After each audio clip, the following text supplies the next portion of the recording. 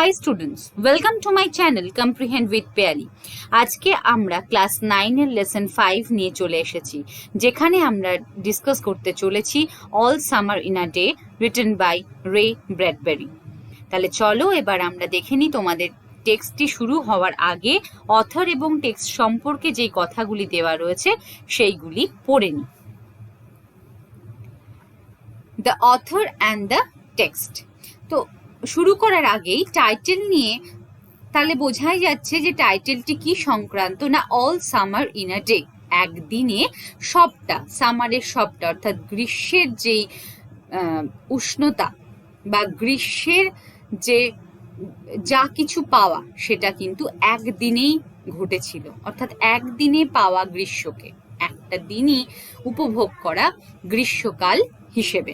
আমরা যেরকম দেখো গ্রীষ্মের একটা আমাদের কিন্তু রেশ থাকে বছরের অধিকাংশ সময় ধরে, কিন্তু আমরা এই গল্পে দেখব যে দিনের একটি ছোট্ট অংশ অর্থাৎ মাত্র 1 ঘন্টার জন্য অন্য গ্রহের অর্থাৎ ভেনাসের বাচ্চারা কিভাবে গ্রীষ্মকালকে উপভোগ করলো বা করে, সেটা নিয়েই আজকে আমাদের এই lesson.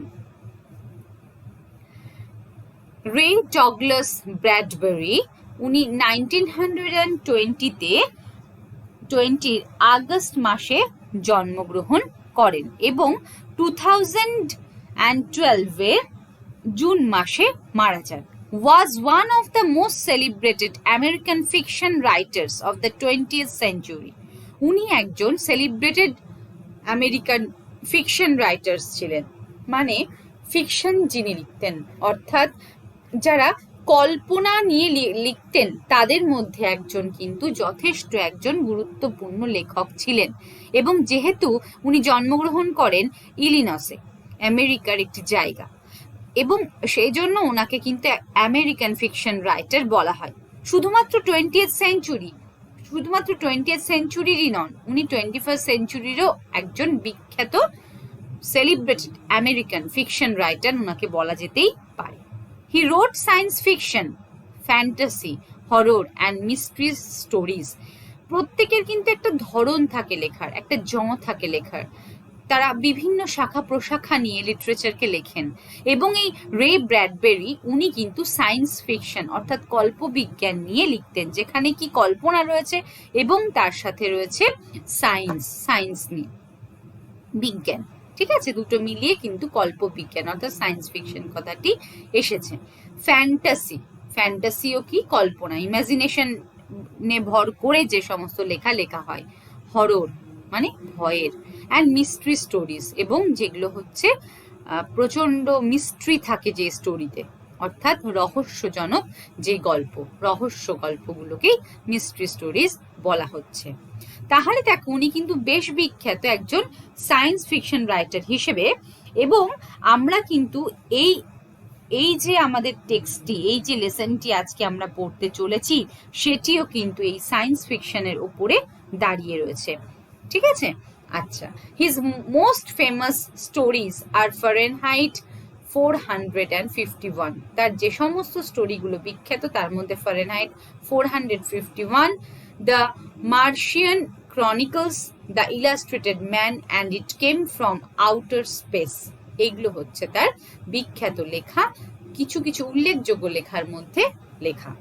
Many of his works have been adapted into comic books, television shows and films, অর্থাৎ তার অনেক কাজ, মানে তিনি যা লিখেছেন, যা তিনি তার পেন দিয়ে বার করেছেন সেগুলো কিন্তু অনেক কিছু সেখান থেকে নেওয়া হয়েছে। Have been adapted into comic books, এবং সেখান থেকে নেওয়ার পরে সেগুলোকে কমিক বুক আকারে বার করা হয়েছে, টেলিভিশনে শো করা হয়েছে, ইভেন ফিল্মসও করা হয়েছে, অর্থাৎ মুভি করা হয়েছে, সিনেমা করা হয়েছে। কেমন, ইভেন যদি আমরা রে ব্র্যাডবেরি সম্পর্কে কিছু কথা জানি তাহলে বুঝতে পারবো ওনার কিন্তু অ্যাক্টিং ওয়ার্ল্ডের প্রতি ওনার কিন্তু একটা আগ্রহ ছিল বেশ ছোট থেকে। কেননা উনি অনেক সময় কি করতেন না, হলিউডে বিভিন্ন জায়গায় উনি যেতেন যদি কোনো অ্যাক্ট্রেস বা অ্যাক্টরকে উনি দেখতে পান, এবং অদ্ভুতভাবেই ওনার যে মিড নেম, অর্থাৎ এখানে দেখো রে ডগলাস বলা হয়েছে, তো এই ডগলাস যেই ওয়ার্ডটি রয়েছে এইটি কিন্তু একজন অ্যাক্টরের নাম অনুসারে, যার নাম হচ্ছে ডগলাস ফেয়ারব্যাঙ্কস, তার নাম, তার মিডল, মানে সেখান থেকে কিন্তু তার এই মিডল নেমটা নেওয়া হয়েছে। কেমন?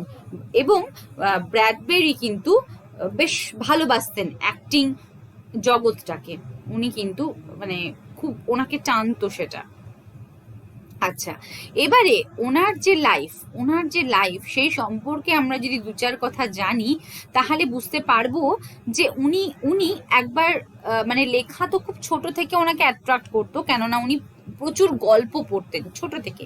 লাইব্রেরির সাথে ওনার সঙ্গ ছিল অনেক দূরের, অনেক দিনের। মানে উনি লাইব্রেরিতে গিয়ে পড়াশুনো করা, স্টোরি শোনা, স্টোরি নিজে পড়া, এগুলো কিন্তু ভালোবাসতেন। এবং 11 ইয়ার্স যখন ওনার এজ ছিল, অর্থাৎ 11 বছর বয়স থেকেই তিনি কিন্তু নিজের লেখা লিখতেন, এবং 14 বছরে প্রথম উনি কিন্তু নিজের লেখা দ্বারা আর্নিংস শুরু করেন। তারপর ওনার জীবনকালেও কিন্তু ওয়ার্ল্ড ওয়ার 2 আসে, যেখানে ওনার ব্যাড আইসাইটের জন্য ওনাকে রিজেক্ট করা হয়। উনি যেহেতু রিজেক্টেড হয়ে গেলেন নিজের ব্যাড আইসাইটের জন্য, সেই জন্য উনি ফ্রি হয়ে গেলেন আর একটা দিকে, সেটা হচ্ছে নিজের কেরিয়ার তৈরি করার জন্য, রাইটিং এর ক্ষেত্রে আরো মনোনিবেশ করার জন্য। এবং তারপর থেকে কিন্তু উনি রাইটিং এ মন দিলেন, এবং উনি যে রাইটিং এ মন দিয়ে নিজে সাকসেসফুল হয়েছিলেন সেটা কিন্তু আমরা যথেষ্ট ভালোভাবেই বুঝতে পারছি, কেননা আমরা যে টেক্সটটি এখন পড়তে চলেছি সেটা কিন্তু ওনার লেখারই একটা ফসল। এবং উনি এত সুন্দরভাবে এই বিজ্ঞানের এই যে গল্পটি আমাদের প্রেজেন্ট করেছেন সেটি কিন্তু সত্যি দারুণ। ব্র্যাডবেরির লেখার যে ধরন ছিল, বা উনি যে যে বিষয়গুলো নিয়ে লিখতেন তার মধ্যে কিন্তু কালচার, আর্টস এগুলোও ছিল। এবং মেনলি ওনার লেখাকে দেখো, যে কোনো লেখাকে কিন্তু ক্রিটিক্সরা কি করেন না, ক্রিটিসাইজ করেন। তো উনি ক্রিটিক্সদের মেনলি অ্যাটেনশন আরো গ্র্যাব করতেন বা অ্যাট্রাক্ট করতেন কোন দিক থেকে না, উনি যখন এই আর্ট এবং কালচার্স গুলোকে নিয়ে আসতেন তার লেখার মধ্যে, এবং সেইখানে ইউজড মানে কি করতেন, কিভাবে ইউজ করতেন না, ফিকশন আকারে, ফিকশন টু এক্সপ্লোর, হ্যাঁ, এবং ক্রিটিসাইজ করতেন সেইভাবে কালচারকে, সোসাইটিকে কিন্তু উনি ক্রিটিসাইজ করতেন। ব্র্যাডবেরি মেনলি যাদের দ্বারা ইনফ্লুয়েন্স ছিলেন তার মধ্যে Robert frost, William Shakespeare, Huxley, এদের নাম করা যায়। আর যেই মানুষটি এতটা বিখ্যাত ছিলেন, কেননা আমরা প্রথমেই যেটা পড়লাম যে most celebrated American fiction writers, তো সেই জন্য কিন্তু উনি অনেক অ্যাওয়ার্ড পেয়েছেন ওনার জীবনকালে। This text is an excerpt from a science fiction which gives us an imaginary account of life on the planet Venus. অর্থাৎ আমরা এই যে অংশটি, গল্পের অংশটি যেটি পড়তে চলেছি সেটি খুব সুন্দর একটি গল্প, এবং যে গল্পর বেস বা মেইন থিম কিন্তু সায়েন্স ফিকশন, অর্থাৎ সায়েন্স ফিকশনকে বেস করে এই গল্পটি রচিত। এবং একই গল্পের এই নাম, যার একটা অংশ কিন্তু এখানে তোমাদেরকে তুলে দেওয়া হয়েছে। এবং যে গল্পর প্লটটি আমরা দেখতে পাবো যে সেটি প্ল্যানেট ভেনাসে অবস্থিত। মানে যে প্লটটিকে রেডি করা হয়েছে সেটি একটি স্কুল রুমের একটি প্লট, এবং সেটি কোন প্ল্যানেটে, আমাদের আর্থ নয়, কিন্তু সেটি হচ্ছে শুক্র গ্রহ, the second planet to the sun, that is Venus. সেই ভেনাসে কিন্তু এই ইমাজিনারি অ্যাকাউন্ট আমরা দেখতে পাবো, এই সায়েন্স ফিকশন এই গল্পটি কিন্তু রচিত। কেমন প্লটটি, সেখানে ভেনাস, প্ল্যানেট ভেনাসকে নিয়ে, সেইখানকার লাইফকে নিয়ে আমরা এই গল্পটি পড়তে চলেছি। It touchingly narrates the keen expectations of the children of Venus who eagerly wait for the sun to appear after 7 years but only for an hour. আমরা এই গল্পতে এটাও দেখব কতটা টাচিং ন্যারেট উনি করেছেন, কিভাবে ইমোশন বাচ্চাদের দেখিয়েছেন, এবং এক্সপেকটেশনস যেটা বাচ্চাদের ছিল, যে বাচ্চারা কতটা ইগারলি ওয়েট করছে, কতটা আগ্রহের সাথে তারা ওয়েট করছে যে তারা বিগ স্টার দ্য সানকে তারা দেখবে, এবং যেই সানটি তাদের লাইফে অর্থাৎ 7 বছর পর যে ভেনাস অ্যাপিয়ার করে, এবং অনলি ফর অ্যান আওয়ার, অর্থাৎ একদিন এবং মাত্র 1 ঘন্টার জন্য যে বিগ স্টারটি অ্যাপিয়ার করছে, এবং সেই প্ল্যানেটকে যে উষ্ণতা দিচ্ছে, তার জন্য এই ছোট ছোট বাচ্চাদের যেরকম ইমোশন এখানে কাজ করছে তার একটা টাচিং পিকচার, তার একটা সুন্দর ভিভিড পিকচার ছবি আমাদের লেখক সামনে তুলে ধরেছেন। এবং সেই সায়েন্স ফিকশন অর্থাৎ কল্পবিজ্ঞানের উপর ভর করে তিনি যেভাবে ভেনাসের স্কুল রুমকে সেট করেছেন তার এই গল্পের প্লট হিসেবে তা সত্যি আকর্ষণীয় এবং আমাদের পড়তেও খুব ভালো লাগবে, attractive. Deviation of the text from what we know as scientific fact only adds to the imaginative element of the tale. অর্থাৎ দেখো এই লাস্ট লাইনটি কিন্তু খুব ক্রুশিয়াল বোঝার জন্য। সেটা হচ্ছে আমরা যদি অ্যাকচুয়ালি সায়েন্টিফিক ফ্যাক্টস দেখতে চাই তাহলে কিন্তু যে ভিনাসের যা পজিশন সোলার সিস্টেমে সেটা কিন্তু সেকেন্ড প্ল্যানেট, হ্যাঁ, ইন দ্য সোলার সিস্টেম, অর্থাৎ second planet to the sun, অর্থাৎ আর্থের আগে ভিনাস, তাই তো? প্রথমে মার্কিউরি, দেন ভেনাস, তারপরে কিন্তু আর্থ। এইরকম ভাবেই কিন্তু সোলার সিস্টেমে ভেনাসের পজিশন আমরা পেয়ে থাকি। অর্থাৎ আমাদের এক বছরে সূর্যকে আর্থে যতটা প্রদক্ষিণ করতে লাগে তার থেকে কিন্তু ভেনাসের সায়েন্টিফিক্যালি কম লাগা উচিত। এবং ভেনাস যে 7 বছরে, তোমরা যখন গল্পটি পড়বে এবং তখন দেখবে যে 7 বছরে মাত্র একদিনের 1 ঘন্টার জন্য যে ভেনাস এর চিলড্রেনরা সানকে পাচ্ছে সেটা কিন্তু একটা কল্পনার জগৎ ছাড়া কিন্তু সম্ভব নয়। কেননা সায়েন্টিফিক ফ্যাক্ট কিন্তু সেটা বলে না। সায়েন্টিফিক ফ্যাক্ট বলে যে ভিনাস কিন্তু আর্থের থেকেও একটা হট প্ল্যানেট। কাজেই এই একটা সায়েন্টিফিক ফ্যাক্টকে যদি রঙিন না করা যায়, যদি ইমাজিনেশনের পাখনা দিয়ে ভর না করা যায়, তাহলে কিন্তু এইরকম এলিমেন্টের একটা গল্প কখনোই আসে না। অর্থাৎ আমাদের এই লেখক রে ব্র্যাডবেরি উনি কিন্তু খুব সুন্দরভাবে সায়েন্সকে নিয়ে একটা সুন্দর সায়েন্সের সাথে ফিকশনকে উনি যোগ করে একটা খুব সুন্দর গল্প কিন্তু উনি আমাদের সামনে উপস্থাপন করেছেন, যেখানে আমরা দেখতে চলেছি যে প্লটটি কোথায় হয়েছে অবস্থিত, কোথায় রয়েছে প্লটটি, ভেনাস নামক প্ল্যানেটে, অর্থাৎ শুক্র গ্রহে। সেই শুক্র গ্রহের একটি স্কুল রুমে আমরা আমাদের এই গল্পটি পড়ব, যেখানে যদিও গল্পের পুরো অংশটি তোমাদেরকে দেওয়া নেই। সেখানে মার্গট বলে একজন মেয়ে থাকবে, সে আর্থ থেকে ভেনাসে যাবে, সেখানে তার ফ্রেন্ডসদের সাথে সে কিন্তু এই 1 ঘন্টা এনজয় করবে বলে ভেবেছিল। তার কাছে কিন্তু সানটা অন্যরকম, কেননা সে আর্থে যেহেতু ছিল, সে সেখানে গিয়ে এক্সপিরিয়েন্স শেয়ার করবে, অনেকে সেটা বিলিভ করবে, কেউ করবে না। তারপর কিন্তু মার্গটকে কিছুক্ষণের জন্য, এই 1 ঘন্টার জন্য তাকে কিন্তু একটি রুমে বন্দি করে রাখা হয়। এবং পরবর্তীকালে তার ফ্রেন্ডসরা যখন সেটা রিয়েলাইজ করে যে তারা এনজয় করলো খুব সুন্দরভাবে সানটি 1 ঘন্টার জন্য, কিন্তু তাদের ফ্রেন্ড করতে পারলো না, তখন তারা কিন্তু একটা তাদের রিয়েলাইজেশন হবে, তাদের ঠিক মানে নিজেদেরকে উপলব্ধি করবে যে যেটি তারা করেছে সেটি ঠিক করেনি।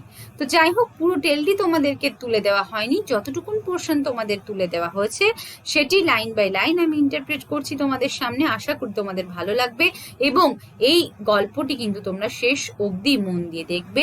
এবং তোমাদের যদি মনে কোনো জিজ্ঞাসা থাকে আমাকে তাহলে নিচের কমেন্ট বক্সে অবশ্যই তোমরা জানাবে। তাহলে চলো এবার আমরা লাইন বাই লাইন ইন্টারপ্রিটেশনে চলে যাই। It had been raining for 7 years, অর্থাৎ 7 বছর ধরে বৃষ্টি পড়ে চলেছে। Thousands upon thousands of days filled from one end to the other with rain, অর্থাৎ হাজার হাজার দিন ধরে শুধুমাত্র দিনগুলি ভর্তি হয়ে যাচ্ছে কি দ্বারা না, রেইন দ্বারা, বৃষ্টি দ্বারা। এবং সেই রেইনটি কিন্তু এক প্রান্ত থেকে আর এক প্রান্ত, পৃথিবী নয়, এখানে যে প্ল্যানেটের কথা বলা হয়েছে অর্থাৎ শুক্র গ্রহ, তোমরা জানো একটু আগে তোমাদের বললাম যে ভেনাসের কথা এখানে বলা হচ্ছে, এখানে ব্যাকগ্রাউন্ডে রয়েছে, সেই প্ল্যানেটকে এক প্রান্ত থেকে আর এক প্রান্ত ভরিয়ে তুলছে এই হাজার হাজার বছর ধরে হয়ে যাওয়া বৃষ্টি।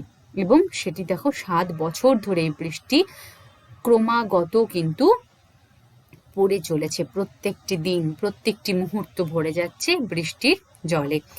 The days were filled with the gush of water and endless showers, অর্থাৎ দিনগুলি কিসে ভর্তি হয়ে যাচ্ছে, গাশ অফ ওয়াটার, হ্যাঁ, মানে এক রাশ জলরাশি, এক রাশ জল, হ্যাঁ। তার মানে দেখো, যদি কোনো জল বাঁধ দ্বারা যদি এনট্র্যাপ করা হয়, তাহলে বাঁধ যদি কোনো সময় ভেঙে যায়, তাহলে যেভাবে জল তার উচ্ছ্বাস নিয়ে, ফ্লাশ অফ ওয়াটার, হ্যাঁ, যে আউটপোরিং হবে সেটা, সেই আমার মনে হয় যে তোমরা প্রত্যেকেই সেই তীব্রতাটা তাহলে বুঝতে পারছো। সেই জল যদি আটকে থাকে এবং কোনো জলকে যদি সে আটকে থাকা অবস্থা থেকে আমরা যদি ছেড়ে দিই, তার যা একটা উচ্ছ্বাস থাকে, তার যে একটা প্রকোপ থাকে, সেই জলের যে একটা তীব্রতাটা থাকে, সেটা বোঝাতে কিন্তু এই ফ্রেজটি ইউজ করা হয়েছে, যে গাশ অফ ওয়াটার। হ্যাঁ, অ্যান্ড এন্ডলেস শাওয়ার্স। শাওয়ার্স বলতে এখানে রেনকে বলা হচ্ছে, এন্ডলেস বলতে যেটি থামছে না, 7 বছর ধরে, হাজার হাজার দিন ধরে কিন্তু একই ভাবেই অনবরত ধরে বৃষ্টি হয়ে চলেছে। Heavy storms cause tidal waves to come over the islands. এবং সেই দ্বীপ অঞ্চলে কিন্তু যে প্রচণ্ড ঝড়ের তীব্রতা, সেই তীব্রতা কিন্তু জল, আগেই বললাম জলের কথা হলো, সেখানে জল রয়েছে, সেই জলের মধ্যে কিন্তু তারা স্রোতের একটা প্রকাশ ঘটাচ্ছে, অর্থাৎ স্রোতকে উৎপন্ন করছে কিন্তু এই heavy storms. A 1,000 forests crushed under the rain had grown up 1,000 times to be crushed again. অর্থাৎ হাজার হাজার ফরেস্ট যেভাবে ক্রাশ হয়েছে বৃষ্টির জলে, যেভাবে বৃষ্টির জলের তীব্রতা ধ্বংস করে দিয়েছে হাজার হাজার বনকে, সেরকম had grown up 1,000 times to be crushed again, সেরকম তারা আবার গজিয়ে উঠেছে, আবার তারা বড় হয়ে উঠেছে, বারে বারে ক্রাশ হওয়ার জন্য, বারে বারে তারা নষ্ট হওয়ার জন্য। This was the way of life forever on planet Venus. আর এটাই হচ্ছে জীবনের ধরন, এইভাবেই জীবন চলে সর্বদা। কোথায় না? প্ল্যানেট ভেনাসে, অর্থাৎ শুক্র গ্রহে। Here was located the school room of the children belonging to men and women who came by rockets from Earth. তাহলে একটু আগেই যেটা তোমাদের আমি বললাম টেক্সটটি শুরু করার আগে, যে আমরা যে গল্পটি পড়বো সেটা বেশ অন্য ধরনের একটি গল্প, যেহেতু এটি সায়েন্স ফিকশন একটি গল্প। সেখানে আমরা কি দেখলাম না, সেখানে প্লট সেট হয়েছে একটি ক্লাসরুমে, তাই না? স্কুলের একটি রুম, সেখানে বাচ্চারা রয়েছে।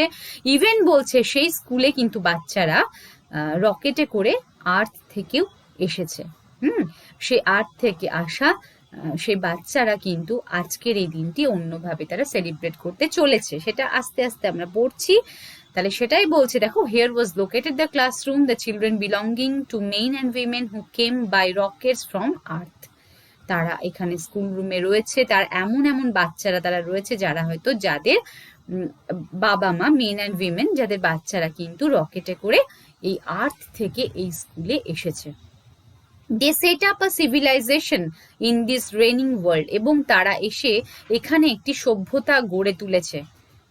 কেন, কোথায় সভ্যতাটাই গড়ে তুলেছে? রেনিং ওয়ার্ল্ড, একটি বৃষ্টির জগতে, দুনিয়ায়। এবার দেখো কনভারসেশন, যার জন্য এখানে কোনো ডায়লগ রয়েছে, কিন্তু দেখো ডায়লগের এখানে কোনো কিন্তু মানে কোন কে বক্তা রয়েছে সেগুলো দেওয়া হয়নি, শুধুমাত্র ডায়লগগুলি তুলে দেওয়া হয়েছে। কেমন? তাহলে শুরু করা যাক এটা। রেডি? রেডি। প্রথমে দেখো প্রশ্ন করছে, তাই না? রেডি মানে প্রত্যেকে আমরা তাহলে রেডি তো? রেডি। নাও? এখনই? সুন। উত্তর আসছে হ্যাঁ, খুব তাড়াতাড়ি। Will it happen today? Will it? কেউ কেউ জিজ্ঞাসা করছে, আচ্ছা আজকেই কি সেই জিনিসটি ঘটতে চলেছে? আজকেই? Look look, see for yourself. দেখো দেখো, তুমি নিজের থেকেই দেখো, অর্থাৎ তুমি এই এক্সপিরিয়েন্স করো এই মুহূর্তকে, তুমি এই মোমেন্টের সাক্ষী থাকো। The children in the classroom chatted and praised to each other like so many roses. অর্থাৎ বাচ্চারা সেই স্কুল রুমে কিভাবে কটর কটর কটর কটর করে বকর বকর করছে, অর্থাৎ তারা কিন্তু একদম টানা বকর বকর করছে, অর্থাৎ কথা বলছে, তাদের কথা কিন্তু থামছে না। তারা সানকে নিয়ে আজকে যে পরিকল্পনা করেছে, তারা যেই মুহূর্ত এক্সপিরিয়েন্স করতে চলেছে সেই বিষয় নিয়ে তারা কিন্তু কথা বলেই যাচ্ছে। এমনিতেই বাচ্চাদের স্কুল রুমে নয়েজ থাকেই, আর আজকের উষ্ণতাটা ঠিক অন্যরকম। সেই জন্য তারা সারাক্ষণ কথা বলে যাচ্ছে স্কুল রুমে, এবং তারা একে অপরের সাথে যেভাবে রয়েছে, অর্থাৎ এমন ভাবে তারা দাঁড়িয়ে রয়েছে যেন তাদেরকে দেখে মনে হচ্ছে যদি একগুচ্ছ রোজ অর্থাৎ গোলাপ, বাঞ্চ অফ রোজেস যদি আমরা কি করি না একসাথে করে রাখি, তাহলে যেভাবে সে রোজেস গুলো প্রেসড অবস্থায় থাকে, একসাথে তারা গুচ্ছাকারে থাকে, ঠিক বাচ্চারাও আজকে যেন সকলেই দলবদ্ধ থাকছে বেশিক্ষণ, এবং তারা কিন্তু সারাক্ষণ কথোপকথন চালিয়ে যাচ্ছে নিজেদের মধ্যে। They peered out of the window to look at the hidden sun. তারা কি করছে, তারা একসাথে করেই বারে বারে জানলার বাইরে চলে যাচ্ছে, বা মানে তাদের দৃষ্টিটি বাইরে যাচ্ছে, অর্থাৎ তারা বারবার কিন্তু জানলার দিকে গিয়ে ঝুঁকি, অর্থাৎ উকি মেরে মেরে, হ্যাঁ তারা উকি মেরে মেরে কি দেখছে না, জানলা থেকে তারা দেখতে চাইছে যে সেই লোকানো, হিডেন সান বলতে লোকানো যে সূর্য, অর্থাৎ যেই সূর্য 7 বছরে মাত্র একবার যে সূর্য ওঠে, সেই সূর্য বাইরে এলো কিনা সেটি দেখার জন্য কিন্তু তারা বারবার জানলা থেকে উকি মারছে। It rained. তাদের যে প্রতীক্ষা লুকানো সূর্যকে নিয়ে, সেটি তাদের আর ভাঙছে না। তারা বারবার অপেক্ষা করে রয়েছে সানকে এক্সপিরিয়েন্স করবে বলে, কিন্তু তবু বৃষ্টি হয়েই চলেছে। ইটস স্টপিং মানে ইট ওয়াজ স্টপিং, তাহলে কি স্টপ করছে, রেনটা আস্তে আস্তে থেমে যাচ্ছে। The children were all 9 years old। বাচ্চাদের বয়স কত না 9 বছর, যারা সেখানকার স্টুডেন্ট তাদের বয়স হচ্ছে 9 years, তারা 9 years old. When the sun came out last time 7 years ago, they were too young. তাহলে 7 বছর আগে লাস্ট যখন সূর্য বাইরে বেরিয়ে এসেছিল তখন তারা খুব ছোট ছিল, অর্থাৎ এখন তারা যদি 9 years হয়, 7 বছর আগে তাহলে তারা কত বছর ছিল না 2 years old তখন তারা ছিল। কাজে তারা এতটাই ছোট যে তাদের কিন্তু এখন আর সেই স্মৃতি নেই, সেই মেমোরি নেই সানের। They could not recall the sun when it came out for just an hour and showed its face to the stunned world. তারা সত্যি কোনো কিছু মনে করতে পারছে না যে সূর্য যখন লাস্ট এসেছিল এবং এসে সে মাত্র 1 ঘন্টার জন্য তার মুখ দেখিয়েছিল টু দ্য স্টান্ড ওয়ার্ল্ড বলতে এখানে কিন্তু অবাক করে যে ওয়ার্ল্ড সূর্যকে দেখেছিল বা নিরীক্ষণ করেছিল। দেখো আমাদের কাছে সান কিন্তু, সানের রেজ, সানের ফেস আমাদের কাছে কিন্তু খুব পরিচিত, কেননা আমরা প্রত্যেকটা দিন সানকে পাই, তার জন্য আমরা কিন্তু যথেষ্ট ব্লেসেড। কিন্তু এখানে যে সায়েন্স ফিকশনের মাধ্যমে অথর আমাদের যে গল্পটি বলছেন, সেই ভেনাসে এমন সেখানকার ওয়েদার, যে ওয়েদারের 7 years ধরে টানা বৃষ্টিপাত হয়, এবং 7 years পরে যখন সূর্য ওঠে সেটি ওঠে মাত্র 1 ঘন্টার জন্য, আর বাদ বাকি সময় অনবরত বৃষ্টি পড়তেই থাকে। তাহলে এহেন ওয়ার্ল্ডে কিন্তু প্রত্যেকেই স্টান্ড হয়ে থাকবে, অবাক দৃষ্টিতে সেই সূর্যকে এক্সপিরিয়েন্স তারা করার চেষ্টা করবে। All day yesterday they had read in class about the sun. এবার চিলড্রেন করেছে, তারা কিন্তু গতকালকে তারা সারাদিন ক্লাসে সূর্য সম্পর্কে পড়াশোনা করে গেছে। They learned how like a lemon it was and how hot. তারা এটা পড়েছে, এটা জেনেছে যে কেমন লেমনের মতো সূর্য, এবং কতটা তার তীব্রতাটা কত, বা সে কতটা গরম, সেই সম্পর্কে তারা কিন্তু পড়াশোনা করেছে। They had written small stories. তারা ছোট ছোট গল্প লিখেছে সূর্যকে নিয়ে, এসেস প্রবন্ধ লিখেছে, অর পোয়েমস অ্যাবাউট ইট। তারা ছোট গল্প, প্রবন্ধ অথবা কবিতা লিখেছে সে একই বিষয়, আর সেটা হলো the sun. I think the sun is a flower that blooms for just 1 hour. এবং দেখো চিলড্রেনদের মধ্যে যারা যারা পোয়েম লিখেছে বা যারা কোনো রাইটিংস লিখেছে সূর্যকে কেন্দ্র করে, তাদের মধ্যে একজনের ভাবনা দেখো, সে লিখেছে I think the sun is a flower. আমার মনে হয়, আমি চিন্তা করি, আমি ভাবি, আমার ভাবনার জগতে সূর্য একটি ফুল, যে 1 ঘন্টার জন্য শুধুমাত্র ব্লুম করে, অর্থাৎ ফোটে মাত্র সে 1 ঘন্টা, 1 ঘন্টার জন্যই সে সকলের সামনে প্রকাশিত হয়। That was yesterday. এবং সেই জল্পনা কল্পনা বিভিন্ন রচনা তৈরি করা, সানকে নিয়ে স্টাডি করা, সেটা তাদের গত দিনের অ্যাক্টিভিটি ছিল। Today at this moment the rain was slackening, এবং আজকে এই মুহূর্তে কিন্তু বৃষ্টি আস্তে আস্তে থেমে আসছে। বৃষ্টির যে তীব্রতা সেটি কি হচ্ছে না, আস্তে আস্তে কমে আসছে বৃষ্টি। The children gathered at the great thick Windows, এবং বাচ্চারা কি করছে, তারা রীতিমতো ভিড় করে একে অপরের সাথে ঠেলাঠেলি করে তারা জানলার ধারে রয়েছে, যাতে তারা সূর্যকে দেখতে পায়। সূর্যের ফার্স্ট গ্লিমস তাদের যাতে চোখে পড়ে, তারা এক্সপিরিয়েন্স করতে পারে, সেই জন্য তারা প্রচন্ড এক্সাইটেড। What's our teacher? এবার দেখো তাদের মধ্যে কেউ বলে উঠলো যে আমাদের টিচার কই, শি উইল বি ব্যাক। আর একজন উত্তর দিল, হ্যাঁ হ্যাঁ তিনি আসবেন, ফিরে আসবেন। She must hurry or she will miss it. আর একজন বলছে, না না না, তাকে তাড়াতাড়ি করতে হবে, তাড়াতাড়ি করে টিচারকে এখানে আমাদের সাথে জয়েন করতে হবে, না হলে তিনি কিন্তু মিস করে যাবেন এই মোমেন্টকে। দ্য রেইন স্ল্যাকেন্ড স্টিল মোর, বৃষ্টি আরো থেমে আসলো, আরো ধীরে ধীরে তার তীব্রতাটাকে কমিয়ে আনলো। The children were eager to C the sun, এবারে বাচ্চারা কিন্তু প্রচন্ড আগ্রহ সহকারে তারা ওয়েট করে আছে যে কি করবে, তারা সানকে দেখবে, সূর্যকে দেখবে।